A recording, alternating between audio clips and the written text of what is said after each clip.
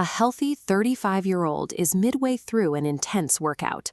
Their heart rate is up, they feel strong, and then, with no warning, their vision tilts, their chest tightens, and they are crashing to the floor in cardiac arrest. Since 2019, heart attack rates for adults under the age of 40 have taken a 30% vertical climb. Public panic often searches for an immediate trigger, pointing to high-intensity gym routines or pandemic-era medical interventions as the primary culprits. But blaming the morning workout ignores the biological reality. These failures do not happen in an instant.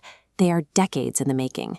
A heavy gym session acts as an inadvertent stress test, exposing a cardiovascular system that has been silently deteriorating for years. For the South Asian demographic, genetics provide a specific vulnerability. The body can produce double the necessary cholesterol while storing fat centrally around the organs. Inside the coronary arteries is a slick lining called the endothelium.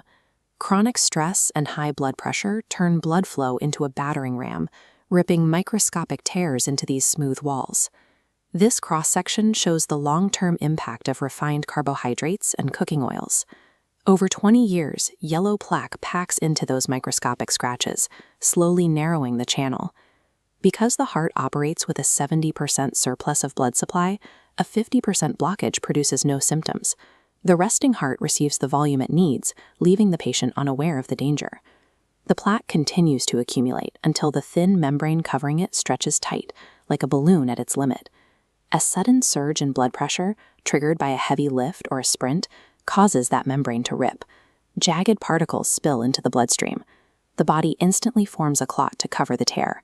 In seconds, a manageable blockage becomes a total obstruction.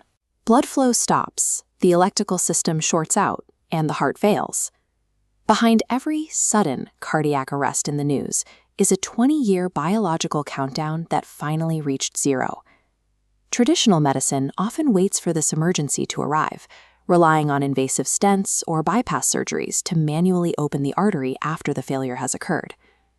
However, a non-invasive CT coronary scan can identify soft plaque years before a membrane is in danger of bursting. Blockage growth depends on a constant supply of dietary cholesterol and triglycerides.